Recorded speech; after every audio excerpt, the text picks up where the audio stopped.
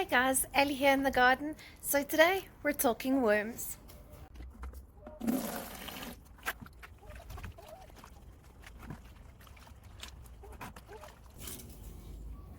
Got worms everywhere in this garden.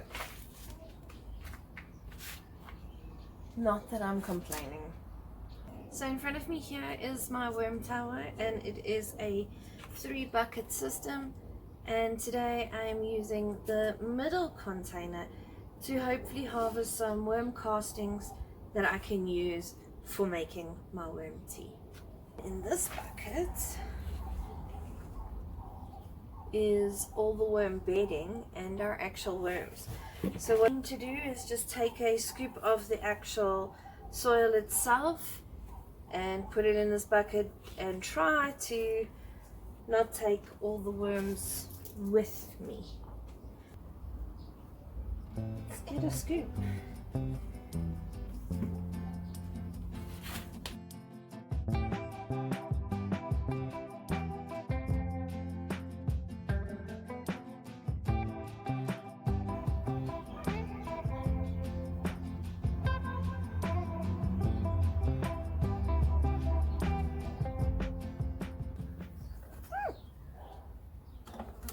Okay, I think we'll do that and a little bit for luck.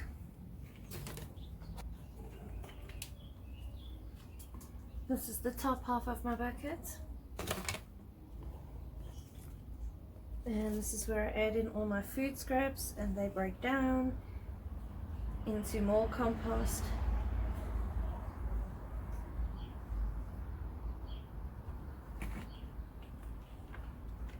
Where we already have some worms developing and breaking this down into soil and compost for us.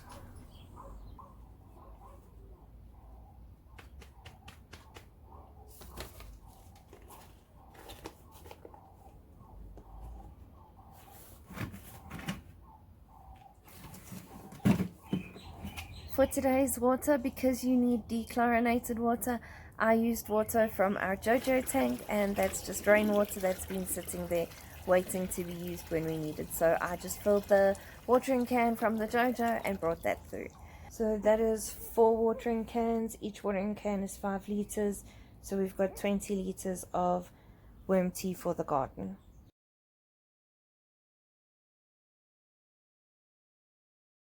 If you only have access to chlorinated water, that's okay. What you can do is ahead of time, fill up your bucket with your chlorinated water, allow it to stand open for 24 hours, and after that you should be ready to go.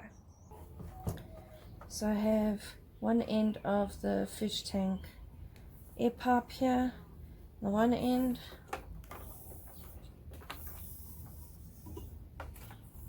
and I'm going to attach the water stone to this end.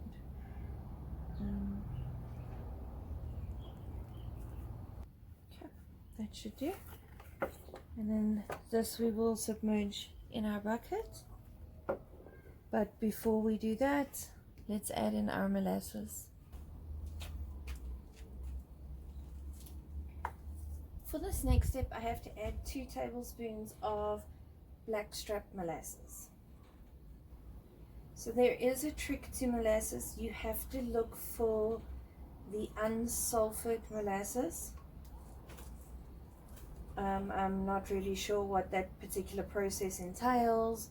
I just know if it has got sulfur in it, it'll unfortunately kill the bacteria in your tea, so it won't work.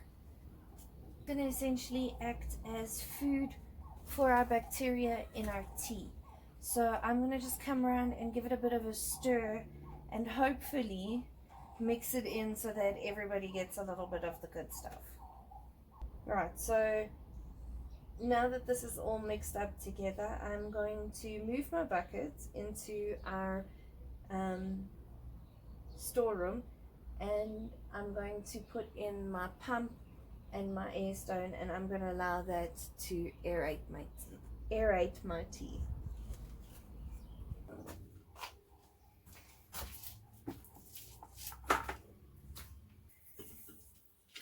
Slightly above this bucket there is actually a plug socket, so I'm plugging in my pump. Just going to place the pump here on this table and put my air stone into the bucket.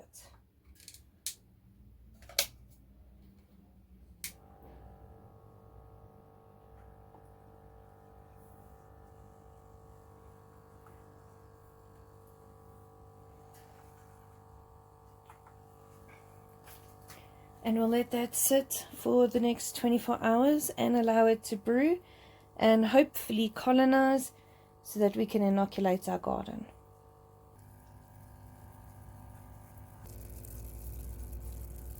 So I just thought I'd take a moment and show you this comfrey plant and how it's going to flower. I'll actually be making a harvest of this pretty soon, and that's another fertilizer journey I can take you on. If it's something that you're interested in, let me know in the comments below, and I'll take you on my comfrey journey as I turn this into liquid fertilizer. So, much like my garden feeds me, I in turn have to feed my soil. Ideally, want my food to be rich in vitamins and minerals, and for that to happen, they need to have those nutrients and those minerals available to them. In order to make sure those vitamins and minerals are actually available to my plants, I'm going to feed them the worm tea. So I'll come around, and we do dilute our worm tea. You don't have to. We just dilute it so that we've got enough available to water the entire area. So the plan is to go around the garden and water it in well using our worm tea, giving them an extra boost of those microorganisms and the bacteria. They then turn the minerals and the nutrients in the soil itself into bioavailable minerals and nutrients for the actual plant itself.